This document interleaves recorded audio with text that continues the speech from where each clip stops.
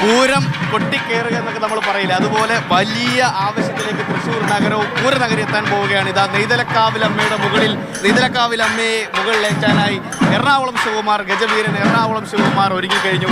തിടമ്പേറ്റി നെയ്തലക്കാവിലമ്മയിൽ നിന്ന് യാത്രയാവുകയാണ്. ഇവിടെ നിന്ന് വടക്കുന്നാഥ ക്ഷേത്രത്തിലേക്കാണ് യാത്ര. അവിടെ എത്തി വടക്കുന്നാഥ ക്ഷേത്രത്തിൻ്റെ തെക്കേ ഗോപുരനട തുറന്നായിരിക്കും പൂരത്തിൻ്റെ വിളംബരം നടത്തുക. അതിനുവേണ്ടിയാണ് ഇവിടെ ആയിരങ്ങൾ കാത്തിരിക്കുന്നത്. ആ ഒരു നിമിഷത്തിന് വേണ്ടിയാണ്. എന്തായാലും പൂരം തുടങ്ങി വെക്കുക എന്നുള്ള നിയോഗം നെയ്തലക്കാവിലമ്മയ്ക്കാണ്. നെയ്തലക്കാവിലമ്മയുടെ തിടമ്പേറ്റാനായി എറണാകുളം ശിവകുമാർ ഒരുങ്ങിക്കഴിഞ്ഞു. ഇപ്പോൾ നെയ്തലക്കാവിലമ്മയുടെ നടയിൽ അങ്കണത്തിൽ എറണാകുളം ശിവകുമാർ നെറ്റിപ്പട്ടമേന്തി ചമയങ്ങളേന്തി ഒരുങ്ങി നിൽക്കുകയാണ്. ഇനി നെയ്തലക്കാവിലമ്മയുടെ തിടമ്പേറ്റി ഇവിടെ നിന്ന് യാത്രയാവും. ഇവിടെ ആ യാത്രയുടെ മധ്യേ ഇപ്പോൾ നാദസ്വരത്തിൻ്റെ അകമ്പടിയോടുകൂടിയാണ് നെയ്തലക്കാവിലമ്മ യാത്രയാവുന്നതെങ്കിൽ മണികണ്ഠനാലിലെത്തുമ്പോൾ അത് അനിയന്മാരുടെ ചെണ്ടമേളമായി മാറും. വലിയ മേളവാദ്യത്തിൻ്റെ അകമ്പടിയോടുകൂടി നെയ്തലക്കാവിലമ്മ വീണ്ടും യാത്ര തുടരും. അങ്ങനെ തെക്കേ ഗോപുരനടയിലെത്തിയായിരിക്കും ആ തെക്കേ ഗോപുരനട തുറന്ന് നെയ്തലക്കാവിലമ്മയെ സാക്ഷിയാക്കിയാണ് വടക്കുംനാഥൻ്റെ തെക്കേ ഗോപുരനട തുറക്കുക. അതിനുശേഷം ശ്രീമൂലസ്ഥാനത്തെത്തിയായിരിക്കും പൂരത്തിൻ്റെ വിളംബരം നടക്കുക. എന്തായാലും പൂരത്തിൻ്റെ തലേന്ന്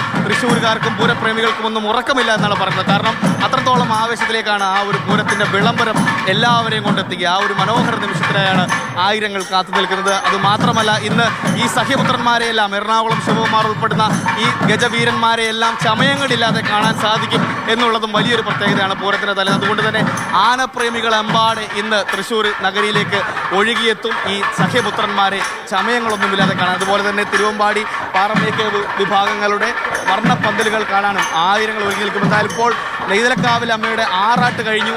ഇനി ക്ഷേത്ര ചടങ്ങുകൾക്ക് ശേഷം ഏതാനും നിമിഷങ്ങൾക്കുള്ളിൽ നെയ്തലക്കാവിലമ്മ ഇപ്പോൾ തിടമ്പാണ് നമ്മൾ കാണുന്നത്. ഈ തിടമ്പ് ഗജവീരനായ അഴകിൻ്റെ പേര് കേട്ട ഗജവീരൻ എറണാകുളം ശിവകുമാർ, കൊച്ചിൻ ദേവസ്വത്തിൻ്റെ അഴകുള്ള കൊമ്പൻ എറണാകുളം ശിവകുമാർ ഈ തിടമ്പേറ്റുന്നതോടുകൂടി നെയ്തലക്കാവിലമ്മ ഇവിടെ നിന്ന് യാത്രയാവുകയാണ്. തൃശ്ശൂർ പൂരത്തിൻ്റെ